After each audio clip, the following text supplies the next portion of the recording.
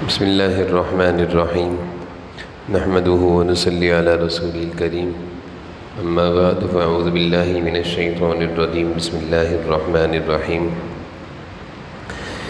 انا انزلناہ فی لیلۃ مبارکۃ انا کنا منذرین صدق اللہ العظیم۔ جناب نبی کریم صلی اللہ علیہ وسلم نے ایک دفعہ اپنے صحابہ سے گزشتہ امتوں کی عمروں کے بارے میں بیان فرمایا کہ گزشتہ امت کے جو لوگ تھے ان کی زندگی 900 سال، 950 سال، 1000 سال، اتنی لمبی لمبی زندگیاں تھیں۔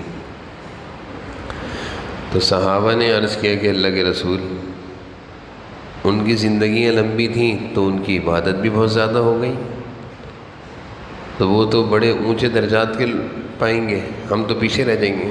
ظاہر سی بات ہے، ایک آدمی 900 سال عبادت کرے، ایک آدمی 60 سال، 50 سال، تو ہم تو ان سے پیچھے رہ گئے۔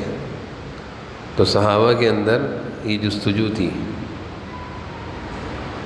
گزشتہ قوموں میں سے ایک بوڑھی عورت تھی، اس بوڑھی عورت کا واقعہ آتا ہے کتابوں میں، احادیث کتابوں میں، کہ اس کو بتایا ہے کہ ایک قوم آئے گی، ایک امت آئے گی، آخری نبی کی امت، حضور صلی اللہ علیہ وسلم کی امت، ان کی عمریں 60 سال ہوں گی، 70 سال ہوں گی۔ تو بوڑھی خاتون کہنے لگی، اتنی کم عمر، پھر تم اپنے گھر بھی نہیں بنائیں گے؟ پھر تم اپنے گھر بھی نہیں بنائیں گے؟ 60 سال کے لیے کیا گھر بنانا؟ کیونکہ اس بڑھیا کے سامنے اپنی عمر تھی، 900 سال، 1000 سال، 1100 سال، 1200 سال، یہ عمریں تھیں ان کی۔ تو حضور صلی اللہ علیہ وسلم نے جب گزشتہ قوموں کی عمروں کا ذکر کیا تو صحابہ افسردہ ہوئے کہ اللہ کے رسول، ہم 60 سال میں کہاں وہ عبادت کریں گے جو انہوں نے 900 سال میں اللہ کی عبادت کی ہے۔ تو یہ حسرت، عبادت کی کمی کی حسرت، اس کو کیا کہتے ہیں؟ عبادت کی کمی کی حسرت۔ اس کا جواب میں ابھی آپ کو بتاتا ہوں کیا آیا اللہ کی طرف سے۔ اس حسرت پر ایک واقعہ یاد آیا۔ حضرت عبداللہ بن مبارک رحمہ اللہ، جن کا میں اکثر تذکرہ کرتا ہوں، یہ امام بخاری رحمۃ اللہ علیہ کے استاذ الحدیث ہیں۔ عبداللہ بن مبارک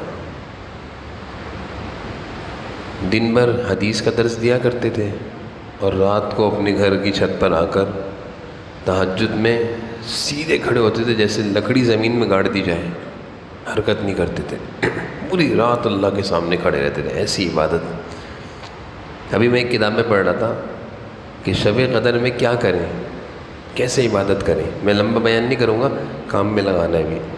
تو انہوں نے کہا تھا سب سے اول نمبر پر شب قدر میں کوشش یہ کریں کہ لمبی لمبی رکعتیں اور لمبی لمبی صورتیں پڑھیں۔ یعنی مثال ہے، اگر کسی کو مثال نحل آپ کو سورہ یاسین یاد ہے یا سورہ ملک یاد ہے، تو آپ ایک رکعت میں سورہ ملک پڑھیں پوری آرام سے۔ تو شب قدر کی عظیم عبادتوں میں سب سے بہتر عبادت یہ ہے کہ لمبی رکعتیں پڑھیں۔ اما پارے کی آخری صورتیں یاد ہیں، آرام سے پڑھیں، کھڑے رہیں۔ اللہ کو یہ کھڑے رہنا بہت پسند ہے۔ حضرت جبرائیل علیہ السلام آتے ہیں، فرشتوں کی جماعت کے ساتھ سلام کرتے ہیں جو نماز میں کھڑا ہوا ہو۔ تو میں اس کتاب میں پڑھا تھا کہ شب قدر کی عظیم عبادتوں میں سے پہلی نمبر کی عبادت یہ ہے کہ لمبی لمبی رکعتیں پڑھی جائیں، اور دوسرے نمبر کی عبادت یہ ہے کہ تلاوت کی جائے، تیسرے نمبر کی عبادت یہ ہے کہ تیسرا کلمہ پڑھا جائے، اور چوتھے نمبر کی عظیم عبادت یہ ہے کہ دعائیں مانگی جائیں۔ تو میرا آج دل چاہ رہا ہے کہ آج سارے ساتھی، ابھی جیسے ہم 12:30 پونے 1 پہ فارغ ہو جاتے ہیں، تو سارے ساتھی آج لمبی رکعتیں پڑھیں۔ جب لمبی رکعت میں تھک جائے نا، پھر دعائیں مانگنے بیٹھ جائیں اللہ تعالیٰ سے۔ آج شب قدر ہو سکتی ہے، آج سونے کو قربان کر دیں، صبح سو جائیں گے۔ بہت سارے ساتھی سو رہے تھے، پچھلی شب طاق رات میں بھی سو گئے تھے، آج میں چاہ رہا ہوں آج نہ سوئیں، آج میں بھی جاگوں گا، آپ بھی جاگیں، اور اللہ کو ہم نے راضی کرنا ہے، منانا ہے۔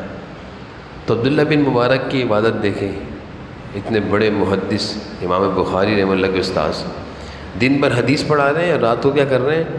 اللہ کے سامنے کھڑے ہوئے، سیدھے کھڑے ہوئے، اور ایسے کھڑے ہوتے تھے جیسے زمین پر لکڑی کاٹ دی جائے، جیسے پانی کی بوتل رکھی ہوئی ہے، سیدھی رکھی ہے نا، یہ ٹیڑھی میڑھی ہو رہی ہے، سیدھی، ایسے عبداللہ بن مبارک پوری رات کھڑے رہتے تھے اللہ کے سامنے۔ ان کے برابر میں ایک، میں نے کہا تھا حسرت میں واقعہ سنا رہا ہوں، حسرت پر، حسرت خواہش کہ کاش میں بھی ایسی عبادت کروں۔ ان کے برابر میں ایک پڑوسی تھا، پڑوسی جو لوہار تھا، لوہار، سارا دن لوہا کاٹتا تھا، بھٹی میں گرم کرتا تھا اور لوہا کاٹتا تھا۔ تو وہ پڑوسی برابر میں رہتا تھا، سارا دن تھکا آ رہا آتا تھا بیچارہ، تو رات کو اپنے برابر والی گھر کی چھت پہ دیکھتا تھا کہ عبداللہ بن مبارک اللہ کی کیسی عبادت کر رہے ہیں، کاش میری مزدوری، میرا پیشہ اتنا محنت والا نہ ہوتا، ہلکا پھلکا ہوتا، تو میں بھی عبداللہ کی طرح عبادت کرتا۔ یہ کیا تھی؟ حسرت۔ کیا چیز تھی؟ خواہش۔ کرتا نہیں تھا عبادت، وہ لوہار عبادت نہیں کرتا تھا، وہ صرف کیا کرتا تھا ذہن؟ حسرت، خواہش، تمنا دی کہ کاش میرا کام اتنا وزنی، اتنا مشکل، لوہے کا کام کیا ہوتا ہے؟ بھٹی میں لوہا گرم کرنا، اور جب وہ گرم ہو جائے پھر چوٹ مارنا، لوہا توڑنا، یہ لوہار کا کام تھا اس کا۔ حداد مشہور ہے، کتابوں میں اس کا نام ہے حداد، عبداللہ بن مبارک کا پڑوسی حداد، حداد کہتے ہیں عربی میں لوہار۔ تو اس کی یہ حسرت تھی۔ جب اس کا انتقال ہو گیا تو اللہ تعالیٰ بسا اوقات کسی کا مقام دکھا دیتے ہیں، جیسے کسی کو اپنے والد سے محبت ہو تو انتقال کے بعد وہ روتا رہتا ہے، اللہ تعالیٰ دکھا دیتے ہیں والد کو کہ والد صاحب خوش ہیں، بیٹھے ہوئے ہیں، ہنس رہے ہیں، یہ کوئی باغات میں ہیں، یہ دوستوں سے مل، تو یہ علامت ہوتی ہے کہ آپ کے والد خوش ہیں۔ بہت سارے لوگ ہمیں کہتے ہیں کہ میں بہت روتا تھا والدہ کی محبت میں، والدہ کے انتقال کے بعد اللہ تعالیٰ نے مجھے دکھا دی والدہ، وہ خوش ہیں، میرا دل سکون میں آ گیا۔ تو اسی طرح وہ جو حداد تھا اس کو اللہ تعالیٰ نے خواب میں دکھا دیا، ایک آدمی کو، کوئی اس کا دوست تھا، اس کو دکھایا ہے کہ وہ حداد لوہار جنت کے بلند ترین مقامات پہ مزے کر رہا ہے، وہ مقامات جو محدثین کو ملنا تھا، اللہ والوں کو ملنا تھا، اس مقام پہ لوہار بیٹھا ہوا ہے۔ جنت میں بھی مقامات ہے نا، اسٹیپ ہے، جس کی زیادہ عبادت اس کا اونچا درجہ، جیسے جہاز میں ہوتا ہے نا فرسٹ کلاس، سیکنڈ کلاس، ایسے جنت میں بھی کلاس ہے۔ تو اس کو کسی نے دیکھا کہ جنت کے بلند مقام پر، محدثین کے مقام پر بیٹھا ہوا ہے، بڑا پریشان ہوا کہ یار یہ تو لوہار تھا، اللہ نے اس کو اتنا بڑا مقام کیسے دے دیا جنت میں؟ تو وہ سوچتا رہا، پھر وہ اس کے گھر والوں کے پاس آیا، شیخ حداد لوہار ان کے گھر پہ آیا اور ان کی بیوی سے آ کر پوچھا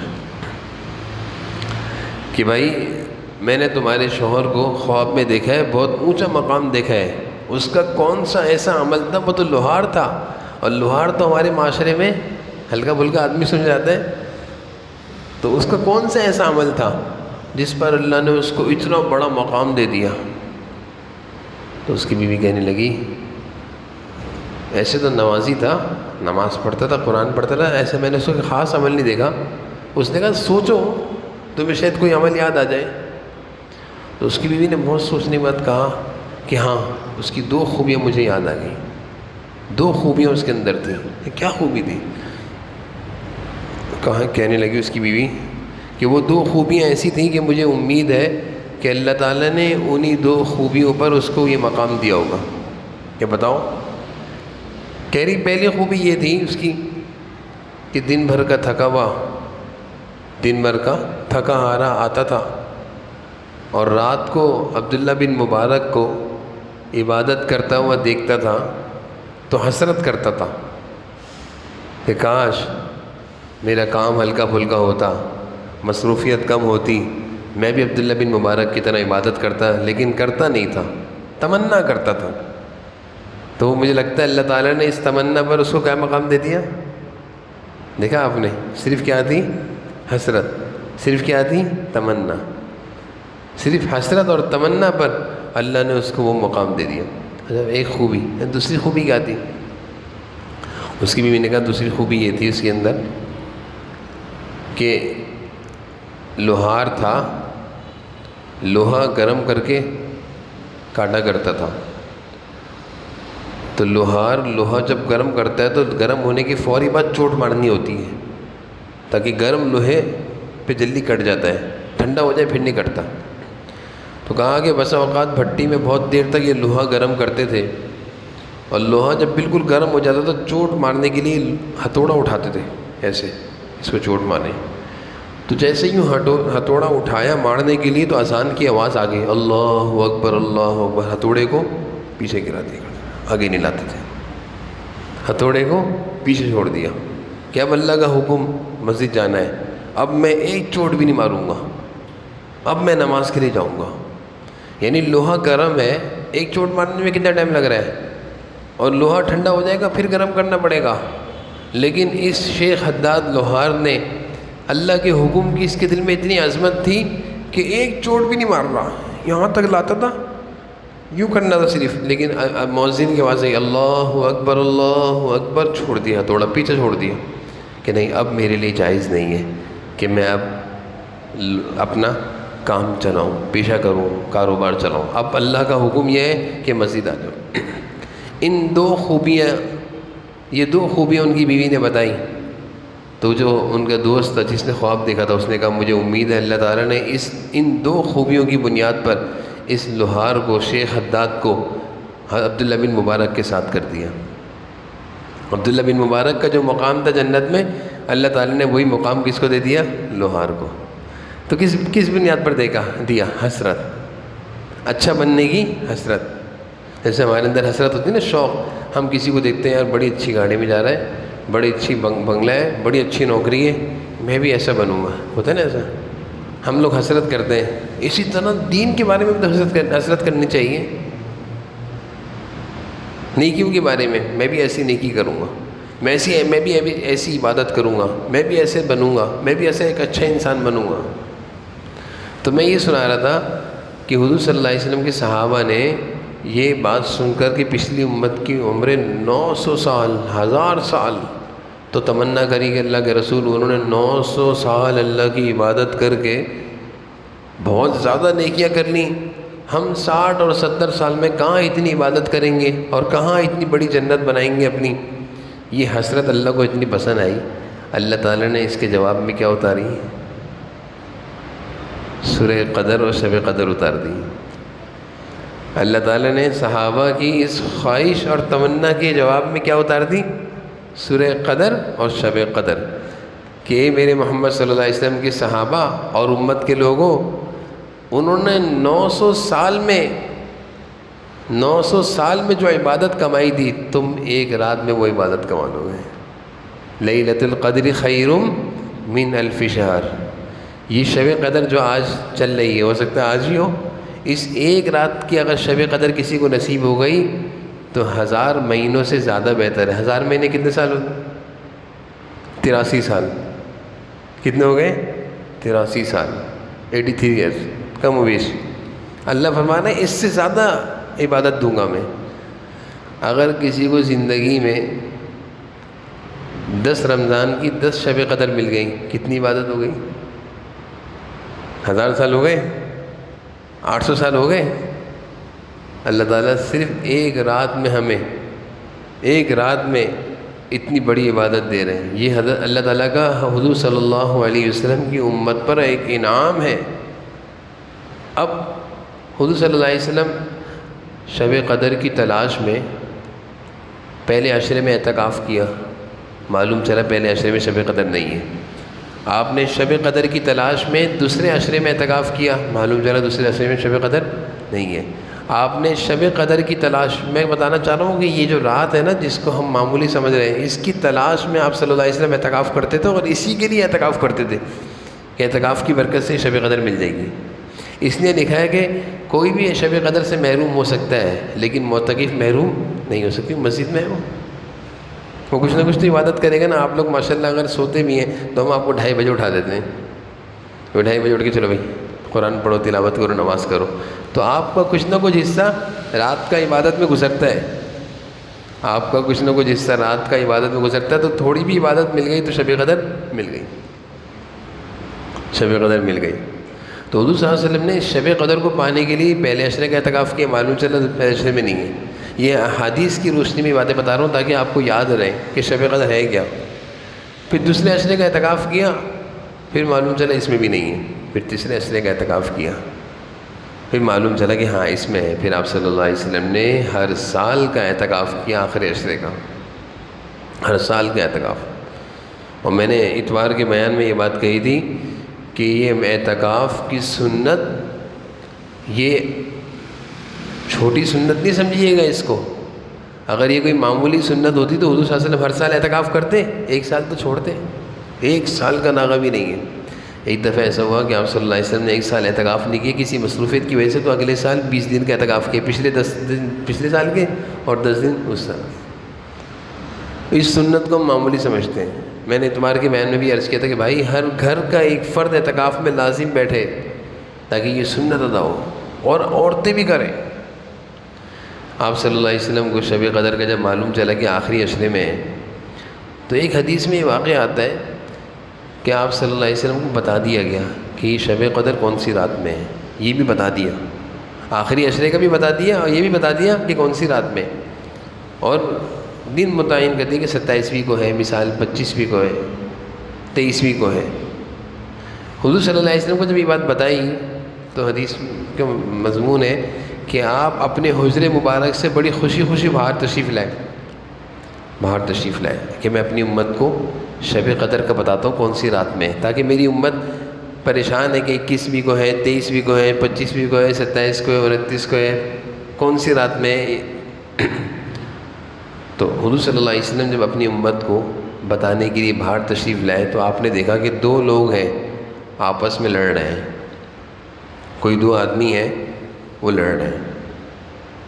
آپ صلی اللہ علیہ وسلم کو کسی کے لڑنے سے، اختلاف سے بہت زیادہ تکلیف ہوتی تھی، کیونکہ حضور صلی اللہ علیہ وسلم کا مزاج بہت زیادہ امت کو اکٹھا کرنے کا تھا، جوڑ اور توڑنے کا مزاج نہیں تھا۔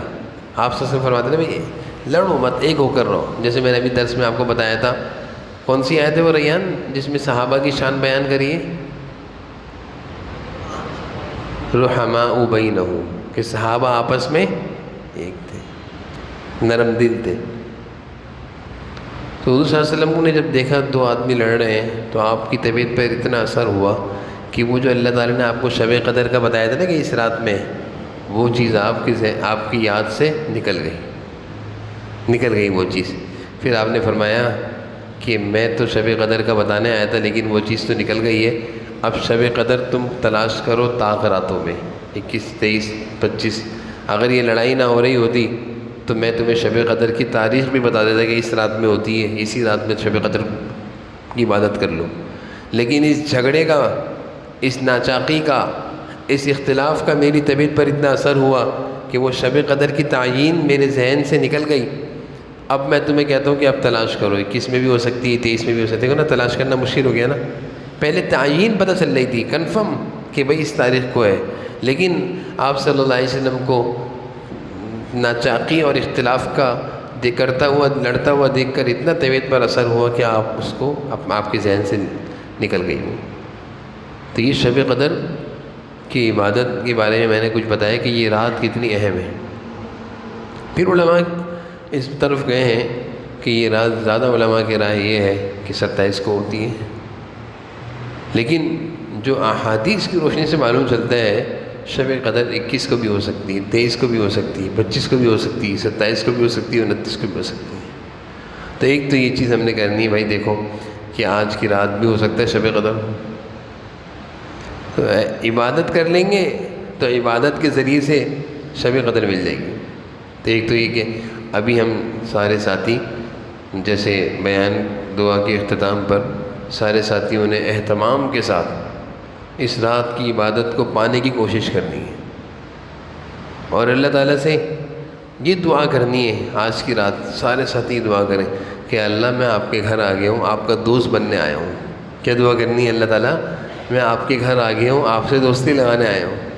جیسے ہم کسی کے گھر پہ جائیں اور ہمارا کوئی پرانا دوست وہ ہم سے ناراض ہو، اس کو ہم منانے کے لیے کہاں جاتے ہیں؟ اس کے گھر جاتے ہیں کہ بھائی میں تیرے گھر آ گیا ہوں، اب تو راضی ہو جا، میں تیرے گھر آیا ہوں تجھے راضی کرنے کے لیے۔ تو بھائی ہمارے اللہ سے بڑھ کر کوئی دوست ہے؟ اللہ سے بڑھ کر کوئی ایمان والے کے دوست، اللہ فرما رہے ہیں ایمان والوں کا دوست اللہ اور اس کے رسول ہوتے ہیں۔ انما ولیکم اللہ ورسولہ والذین آمنوا، ایمان والوں کی دوستیاں کس سے ہوتی ہیں؟ اللہ اور اس کے رسول سے۔ ہماری دوستی اللہ اور اس کے رسول سے ہونی چاہیے۔ تو آج کی رات آپ لوگوں نے نا اللہ تعالیٰ سے دوستی لگانی ہے، دوستی مانگنی ہے، دوستی تعلق جوڑنا ہے۔ آئیے میں بتاتا ہوں اللہ کی دوستی پر واقعہ سناتا ہوں آپ کو، پھر اس کا فائدہ کیا ہوگا۔ لیکن پہلے آپ اس چیز کا عزم اور ارادہ کریں کہ آج کی رات آپ نے اللہ سے بس اللہ کی دوستی مانگنی کہ اللہ مجھے اپنے دوستوں میں شامل فرما دیں، یا اللہ میں آپ کے گھر آ گیا ہوں، آپ مجھ سے راضی ہو جائیں، مجھے اپنے دوستوں کی صف میں، مجھے اپنی دوستی، یا اللہ مجھ سے تعلق جوڑ لیں، یا اللہ مجھے اپنا بنا لیں آپ۔ جب اللہ کسی کا ہو جائے اس کو پھر کسی اور کی ضرورت نہیں ہے، جس کا اللہ اس کا سب کچھ۔ حدیث شریف ہے، آپ صلی اللہ علیہ وسلم نے فرمایا من کان للہ کان اللہ لہ، اللہ کے جو اللہ کا ہو گیا سب کچھ اس کا ہو گیا۔ تو بھائی آج ہم نے اللہ کے دوستی مانگنی۔ اب میں آپ کو ایک واقعہ سناتا ہوں کہ جب ہم اللہ کے ہو جائیں گے تو سب کچھ ہمارا، ہمارے مسائل بھی حل۔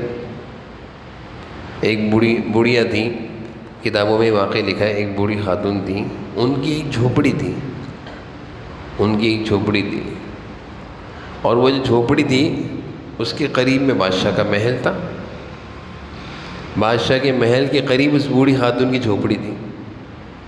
تو بادشاہ نے کہا کہ یہ میرے محل سے دور ہے، فاصلے پر ہے، لیکن میرے مہمان آتے ہیں تو جھوپڑی کی وجہ سے میرے محل کا وہ اچھا نہیں لگتا، میری یعنی کہ لوکیشن جیسے کہتے ہیں نا خراب ہوتی ہے، کہ بھئی محل کی وہ باہر جھوپڑی ہے تو اس لیے اس جھوپڑی کو ختم کرو۔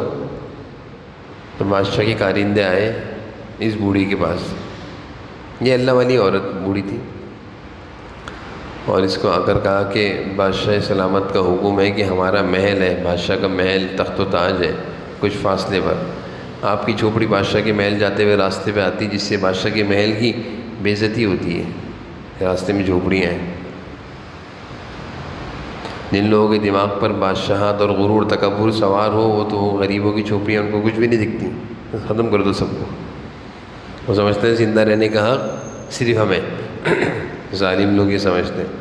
تو وہ بوڑھی خاتون تھی، کہتے میں تو نہیں چھوڑوں گی، میں نے زندگی اس کے اندر گزار دی، اپنے گھر سے سب کو پیار ہوتا ہے، چھوٹا گھر ہو اچھا لگتا ہے، تو وہ بوڑھی خاتون اڑ گئی کہ میں نہیں چھوڑوں گی۔ بادشاہ کو جا کر بادشاہ کے وزیروں نے اطلاع دی، سپاہیوں نے، کہ وہ تو نہیں چھوڑتی، ایسے ہم کیسے گرائیں، بوڑھی ہے وہ تو گھر سے جھوپڑی سے باہر نہیں نکل رہی، کہتی میں ہی مروں گی اس کے اندر، جھوپڑی گراؤ گے میں بھی اندر ہی رہوں گی۔ بادشاہ نے کہا اچھا انتظار کرو، جب یہ کہیں چلے جائے نا، کسی کام سے جائے گی، یہ کچھ لینے کے لیے جائے گی، تو دیکھتے رہو، جیسے یہ کہیں جائے اس کی غیر موجودگی میں اس کا گھر گرا دینا، اس کا گھر گرا دینا، چھوٹا سا گھر ہے نا اس کا گرا دینا، اور گرا کر اس اپنی محل کی دیوار کو بڑا کرنا، اس کے حدود میں اس کی زمین آ جائے گی۔ اس طرح اس کے کارندے بادشاہ کے انتظار میں تھے کہ جب یہ جائے تو ہم یہ کام کریں۔ تو ایک دفعہ بوڑھی کسی کام سے اپنے ملنے والوں کی چلی گئی، جب وہ گئی تو انہوں نے فوراً بادشاہ کو بتایا، بادشاہ نے کہا بس جلدی سے لے جاؤ، بلڈوزر لے جاؤ، اس کا گھر گرا دو، اور اس بوڑھی کا گھر چھوٹا سا گھر تھا گرا دیا۔ اور کچھ دن بعد آنا تھا اس کو، اس دوران انہوں نے جلدی جلدی کیا کیا، دیوار کھینچ دی۔ کسی کی زمین پہ قبضہ کرتے ہیں تو کیا کرتے ہیں، دیوار باؤنڈری بنا دو، کتنے سخت گناہ ہے۔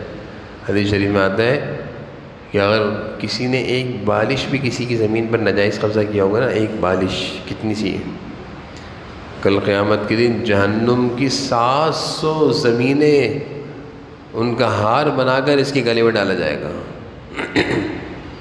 جہنم کی 700 زمینیں، آگ کی زمینوں کا ہار بنا کر اس کے گلے میں ڈالا جائے گا، ایک بالش پر یہ عذاب ہے۔ جیسے ہوتا ہے نا گھر بن رہا ہے تو بھائی تھوڑی سی ادھر دیوار بنا لو، یہ چھوٹی سی تھوڑی سی دیوار ادھر کرتے ہیں نا، یہ ایک بالش سے زیادہ ہی ہوتا ہے. حرام و نجائز ہے، قبضہ ہے، غصب ہے، ظلم ہے. تو وہ بوڑھیا چند دنوں بعد جب آئی تو اس کو اپنی جھوپڑی نہیں دکھی، اپنا چھوٹا سا گھر نہیں دکھا. میں اس پر سنا رہا ہوں اللہ کی دوستی پر. میں نے آپ سے کیا کہا تھا؟ اللہ کی دوستی پر ایک واقعہ سناؤں کہ جب اللہ ہمارے ہو گئے تو پھر مسئلہ کیسے حل ہوگا؟ وہ اللہ کو اپنا کرنا ہے. آج کی رات میں اللہ سے کیا مانگنا ہے؟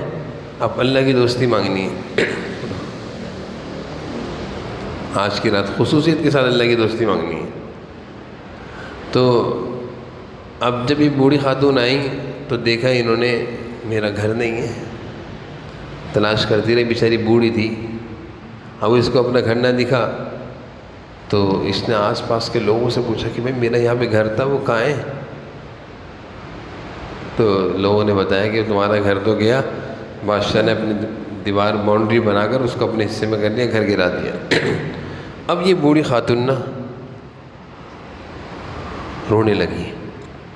اللہ والی تھی، نیک خاتون تھی، اور یہ آسمان کی طرف رو کر کیا دیکھ کہہ رہی ہے؟ سنو، بڑی اچھی بات، اہم بات ہے. آسمان کی طرف رو کر اللہ سے کہنے لگی، اللہ ظالم بادشاہ ہے، اس نے میرا گھر گرا دیا. اللہ سے باتیں کر رہی ہے. میں کہتا ہوں نا دعاؤں میں اللہ سے باتیں کرنی ہے. اللہ سے دعاؤں میں ایک تو ہوتا ہے دعا پڑھنی ہے، رٹنی ہے، ایک اللہ سے مانگنی، باتیں کرنی ہے. اللہ سے باتیں کرنا جس کو آ جائے نا اس کے سارے مسائل حل ہو گئے. اس کو پریشانی نہیں ہوگا وہ کبھی، جس کو اللہ سے باتیں کرنا ہے. اللہ سے باتیں کرنا سیکھیں، اپنی باتیں اللہ سے کہیں. اللہ میں اتنے دنوں سے پریشان ہوں، میرے گھر والے بیمار ہیں، اللہ میں اسپتالوں کے چکر لگا رہا ہوں. اللہ ڈاکٹروں کے پاس شفا تھوڑی ہے، نہ دوائیوں میں شفا ہے، نہ ڈاکٹروں کے ہاتھ میں شفا ہے. شفا تو آپ دیں گے، اللہ ٹھیک کر دیں آپ. یہ ہوتا ہے باتیں کرنا. یہ کیا ہے؟ اللہ سے باتیں کرنا. جس کو یہ نصیب ہو جائے وہ وقت کا ولی ہے. ولی اللہ سے باتیں کرنا اگر کسی کو نصیب ہو جائے، چلتے پھرتے اللہ سے باتیں کرو. ہینڈ فری لگا کر کانوں میں گانے سنتے ہوئے ہم جاتے ہیں، اس سے بہتر ہے ہینڈ فری نکال کے پھینکیں، اللہ سے باتیں کرتے ہوئے جائیں. آفس جائیں یا دکان پر جائیں یا کالج جائیں، یونیورسٹی جائیں، کہیں بھی اللہ سے باتیں کرتے ہوئے جائیں. باتیں کرنا اللہ سے عادت ڈالیں ابھی سے. اب جیسے آپ بیٹھے ہیں اعتکاف میں، اللہ آپ کے گھر میں میں کہاں آ سکتا تھا؟ پاک دربار ہے، میں تو ایک گنہگار ہوں. آپ نے مجھے اپنے گھر بلایا ہے اور اعتکاف میں بٹھا دیا آپ نے مجھے، میں تو اس قابل تھا ہی نہیں. اللہ میں تو بہت گنہگار ہوں، سیاہکار ہوں، اللہ آپ نے مجھ پر فضل فرما دیا. اللہ جب آپ نے مجھے اپنے گھر بلا لیا ہے تو کریم اپنے گھر میں بلا کر کسی کو خالی ہاتھ نہیں لوٹاتا. آپ تو کریموں کے کریم ہیں، رحیموں کے رحیم ہیں. آپ مجھے معاف بھی کر دیجئے اور مجھے مغفرت کا پروانہ بھی دے دیجئے، اپنی دوستی کا تاج بھی دے دیجئے، جنت کا پروانہ بھی دے دیجئے، جہنم سے خلاصی بھی. یہ اللہ سے باتیں کرنی، اس طرح دعا مانگنی. آ گئی دعا مانگنے؟ آ گئی عبداللہ؟ دعا مانگنا آ گئی. کس طرح اللہ سے باتیں کرنی؟ ایسے باتیں کرنی. اس طرح اگر آپ باتیں کرو گے تو کتنی دیر دعا میں پتہ چلے گا؟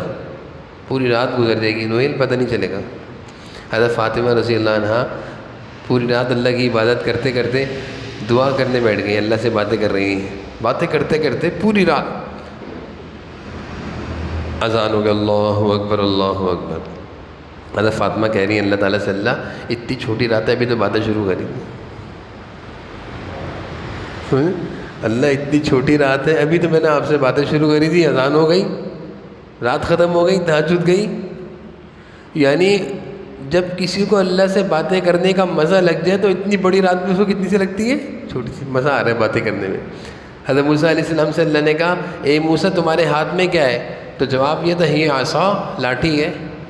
صرف اتنا جواب تھا نا. اللہ نے پوچھا موسیٰ تمہارے ہاتھ میں کیا ہے؟ سورہ طٰہٰ میں یہ واقعہ ہے. اے موسیٰ تمہارے ہاتھ میں کیا ہے؟ حضرت موسیٰ علیہ السلام کہتے ہیں ہی عصا، اللہ یہ لاٹھی ہے. لیکن حضرت موسیٰ علیہ السلام نے کہا اللہ سے باتیں ہو رہی ہیں، تھوڑی باتیں لمبی ہونی چاہیے، مزہ آ رہا ہے. کہا اللہ ہی عصا، یہ لاٹھی ہے، اتوکأ علیہا، اس سے سہارا لیتا ہوں، واہش بہا، درخت کے پتے توڑتا ہوں، علی غنمی، بکریوں کے لیے، ولی فیہا معارب اخری، اے اللہ اور بھی بہت سارے کام کرتا ہوں. باتیں ہو رہی ہیں اللہ تعالیٰ سے. کلیم اللہ. حضرت موسیٰ علیہ السلام کیا کہا جاتا ہے؟ موسیٰ کلیم اللہ، اللہ سے باتیں کرنے والے نبی. مزہ آ رہا تھا.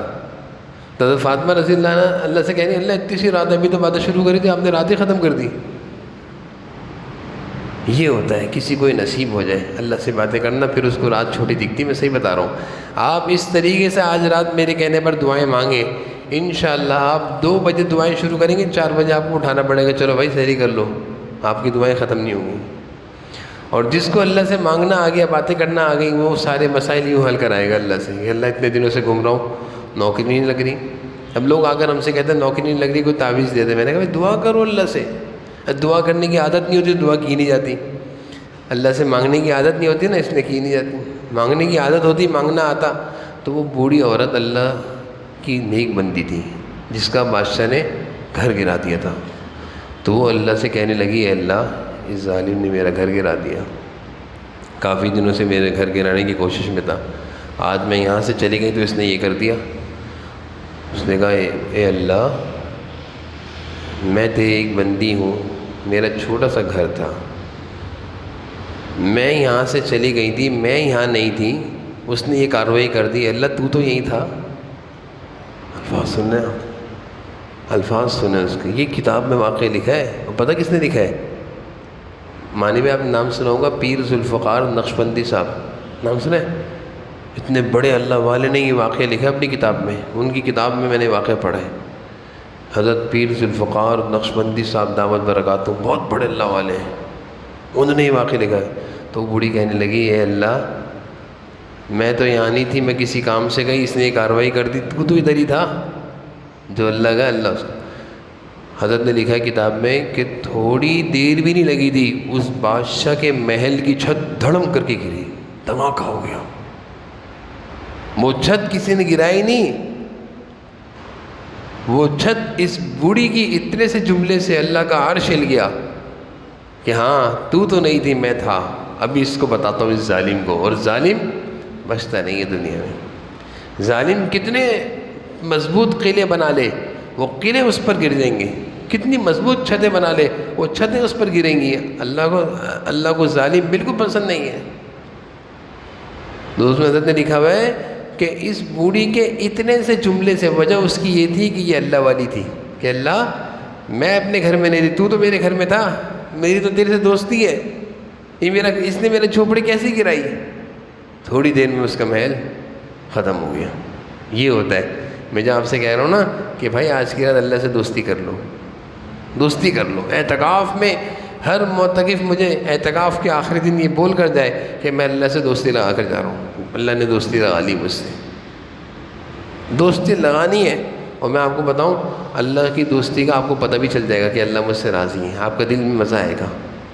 کہتے ہیں نا جس کی دعا مانگتے ہوئے 2 آنسو گر جائیں، سمجھ لو دعا قبول ہو گئی، دعا قبول ہو گئی۔ دعا مانگتے ہوئے دل نرم پڑ جائے، دل میں اطمینان ہو، سمجھو دعا ہو گئی، قبول ہو گئی۔ ایک بزرگ کہنے لگے، ایک صاحب تھے مجھے اپنی بات سنانے لگے، گھر والے کئی دنوں سے بیمار تھے، میں اللہ سے رو کر دعائیں کر رہا تھا، وہ بتانے لگے اپنا، کہنے میں دعائیں کرتا اللہ سے بہت دعائیں کری، ایک وقت ایسا آیا کہ میری زبان پہ خود ہی شروع ہو گیا کہ ہم نے تیری دعا قبول کر لی۔ خود ہی اللہ تعالیٰ نے زبان کس طرف چلا دی؟ اللہ تعالیٰ کہہ رہے ہیں جیسے ہم نے تیری دعا قبول کر لی۔ تو مجھے یہ کہہ رہا ہوں نا کہ ہم اللہ سے اللہ کی دوستی مانگیں گے تو انشاءاللہ دل خود کہے گا کہ ہمارے اللہ فرمائیں گے ہم نے تم سے دوستی لگا لی۔ تو بھئی آج کی رات انشاءاللہ اللہ سے دوستی مانگنی ہے، انشاءاللہ دوستی لگانی ہے سب نے انشاءاللہ۔ بات ہماری لمبی ہو گئی، ہم نے اتنی لمبی بات نہیں کرنی تھی، لیکن بات کیونکہ سمجھانی تھی اس لیے میں نے تھوڑی سی بات لمبی کری۔ اب ہم دعا کر لیتے ہیں، اور دعا کے بعد انشاءاللہ سارے ساتھی بس اللہ تعالیٰ کی طرف متوجہ ہو جائے۔ میں نے بتا دی شب قدر کی سب سے بڑی عبادت کیا ہے؟ لمبی لمبی رکعت ہے، لمبی لمبی رکعت۔ کھڑے ہو جاؤ، کھڑے رہو، پڑھتے رہو، تھک جاؤ کھڑے رہو، ایک ٹانگ پہ سہارا دے دو، ایک ٹانگ تھک جائے دوسری ٹانگ پہ سہارا دے دو، لیکن کھڑے رہو، پڑھتے رہو۔ جو صورت یاد ہے بار بار اس صورت کو پڑھو، کہ لمبی رکعت پڑھنا اس رات کی عبادت ہے۔ کھڑا ہونا بھی تو آنا چاہیے اللہ کے سامنے۔ اللہ ہمیشہ اللہ تعالیٰ نے آرام دیا، نرم گرم بستر دیے، ہم لیٹے رہتے ہیں، آج اللہ کے سامنے کھڑے ہو کر اپنے کو تھکائیں گے۔ اللہ کی دی ہوئی ٹانگیں ہیں، اللہ کے لیے تھکائیں گے ان کو۔ انشاءاللہ اس سے بڑے ہمارے مسائل حل ہو جائیں گے۔ اللہ تعالیٰ ہم سب کو ان تمام باتوں پر عمل کی توفیق نصیب فرما دے۔ الحمدللہ رب العالمین والعاقبۃ للمتقین والصلاۃ والسلام علی سید الانبیاء والمرسلین وعلی آلہ واصحابہ اجمعین اللہم صلی علی سیدنا مولانا محمد وعلی آل سیدنا مولانا محمد وبارک وسلم یا ذا الجلال والاکرام یا الہ العالمین یا ارحم الراحمین۔ یا اللہ آپ کی توفیق سے یا اللہ ہم سب اس وقت آپ کے دربار میں حاضر ہیں۔ اللہ آپ نے ہمیں اپنی توفیق سے اپنے دربار میں اس مبارک رات میں بیٹھنے کی حاضری کی توفیق عطا فرمائی۔ یا اللہ یہ آپ کا ہم پر فضل ہے، ہم اس قابل نہیں تھے، آپ نے ہمیں اپنے گھر میں بلایا اور یہاں بٹھایا۔ اللہ جب آپ نے اتنا فضل ہم پر کر دیا، اپنے گھر بلانے کا فضل فرمایا، اللہ اس سے آگے کا فضل بھی فرما دیجئے، ہم سب کی مغفرت فرما دیجئے۔ اللہ ہم سب کی مغفرت فرما دیجئے، اللہ ہم سب کی مغفرت فرما دیجئے۔ یا اللہ ہم سب کو اپنے محبوب بندوں میں، اپنے دوستوں میں شامل فرما دیجئے۔ یا اللہ ہم سب آپ سے دوستی لگانے کے لیے جمع ہیں، اللہ ہم سب کو اپنی دوستی کا تاج نصیب فرما دیجئے۔ اللہ ہم سب کو اپنی دوستی کا تاج نصیب فرما دیجئے۔ یا اللہ ہم سب کی زندگیوں کو اللہ اپنی محبت اور اپنی عبادت کے لیے قبول فرما لیجئے۔ اللہ ہماری زندگی کی ہر سانس، ہماری زندگی کی ہر گھڑی، ہر لمحہ اللہ آپ کی محبت میں گزرے، آپ کی دوستی میں گزرے، آپ کی یادوں میں گزرے، آپ کے تعلق میں گزرے۔ یا اللہ ہم دنیا کے تعلقات لگا کر سمجھتے ہیں ہم کامیاب ہو گئے، کسی بڑے آدمی کے تعلقات کو لگا کر سمجھتے ہیں کہ اب بس ہمارے مسائل حل ہو جائیں گے، ایک فون کریں گے مسئلہ حل ہو جائے گا۔ اللہ ہم نے آپ کے تعلق کو آج تک سمجھا نہیں ہے، اللہ ہم نے آپ سے تعلق بنا کر آج تک سمجھا نہیں کہ آپ کی دوستی اور آپ کا تعلق نصیب ہو گیا تو دنیا کے بھی سارے مسائل حل، آخرت کے بھی سارے مسائل حل، دنیا کی بھی ساری ضروریات پوری، آخرت کی بھی ساری ضروریات پوری، دنیا کی بھی ساری پریشانیاں دور، آخرت کی بھی ساری پریشانیاں دور، دنیا کی بھی ساری ضروریات پوری، آخرت کی بھی ساری حاجتیں پوری۔ اللہ ہم نے آپ کے تعلق کو سمجھا نہیں، آپ کی عظمت کو پہچانا نہیں کہ آپ کتنے کریم و رحیم اللہ ہیں، ساری قدرتوں والے اللہ ہیں، سارے خزانوں کے مالک آپ ہیں، شفا کا خزانہ آپ کے پاس ہے، صحت کا خزانہ آپ کے پاس ہے، روزی کا خزانہ آپ کے پاس ہے، زندگی میں چین و سکون کا خزانہ آپ کے پاس ہے۔ نہ ڈاکٹروں کے پاس شفا ہے، نہ دوائیوں میں سکون ہے۔ اے اللہ ہم آج آپ سے تعلق جوڑنے آئے ہیں، اللہ آپ سے تعلقات لگانے آئے ہیں، اللہ آپ سے تعلق لگانے آئے ہیں۔ اللہ ہم سب کو اپنی دوستی کا تاج نصیب فرما دیجیے۔ یا اللہ ہماری اس مجلس میں نوجوان بھی ہیں اور ضعفاء بھی ہیں، اللہ نوجوانوں کی عبادت آپ کو پسند ہے، ان کی برکت سے ضعفاء، کمزور، بارش، سفید بالوں والے بھی ہیں، اللہ آپ ان پر مہربانی کرتے ہیں، ایسے لوگوں سے آپ شرم کھاتے ہیں۔ اللہ ان نوجوان اور ضعفاء کی برکت سے ہم سب کو یا اللہ اپنے مخلص رحمت مقبول بندوں میں شامل فرما دیجیے، اپنے عارفین عاشقین میں شامل فرما دیجیے۔ اللہ ہماری زندگیوں کو قبول فرما لیجیے، اللہ ہماری زندگیوں کو قبول فرما لیجیے، اللہ ہماری زندگیوں کو قبول فرما لیجیے۔ یا اللہ ہم سب کے اعتکاف میں اللہ جتنے احباب ہیں سب کے اعتکاف کو قبول فرما، قبول فرما، قبول فرما۔ اے اللہ اس کی برکت نصیب فرما، اس کی برکت نصیب فرما۔ ہم میں سے جس کے دل میں جو بھی جائز حاجتیں ہیں اللہ سب اپنی اپنی تمنائیں اور مرادیں لے کر یہاں بیٹھے ہوئے ہیں، اللہ سب کی ساری تمناؤں کو، مرادوں کو، حاجتوں کو پورا فرما دیجیے۔ اللہ سب کی ساری تمناؤں کو، مرادوں کو، حاجتوں کو پورا فرما دیجیے، سب کی ساری پریشانیوں کو، بیماریوں کو دور فرما دیجیے، سب کی زندگی میں چین و سکون و اطمینان نصیب فرما دیجیے، سب کو عافیتوں کی زندگی نصیب فرما دیجیے، سب کو خیروں کی زندگی نصیب فرما دیجیے، اللہ سب کو سلامتی کی زندگی نصیب فرما دیجیے۔ اے اللہ آپ کی دوستی کے بعد ساری خیریں ہمیں مل جائیں، ساری فتنوں سے، بیماریوں سے، پریشانیوں سے ہماری حفاظت ہو جائے۔ اللہ ہم سب کی حفاظت فرما، امت مسلمہ کے حال پر رحم فرما، ساری دنیا کے مسلمانوں کے حال پر رحم فرما۔ اللہ جس طرح یہ رمضان آپ نے عطا فرمایا اس کی ساری خیر و برکت نصیب فرما، اور شب قدر کی رات کی عبادت ہمیں نصیب فرما، شب قدر کی رات کی عبادت ہمیں نصیب فرما۔ اللہ شب قدر بھی نصیب فرما اور اس کی عبادتیں بھی نصیب فرما۔ رمضان کو ہم سب کے حق میں سلامتی والا کر دیجیے، سلامتی والا کر دیجیے۔ ربنا آتنا فی الدنیا حسنۃ وفی الآخرۃ حسنۃ وقنا عذاب النار۔ ربنا تقبل منا انک انت السمیع العلیم وتب علینا انک انت التواب الرحیم۔ صلی اللہ تعالی النبی الکریم وعلی آلہ وسلم۔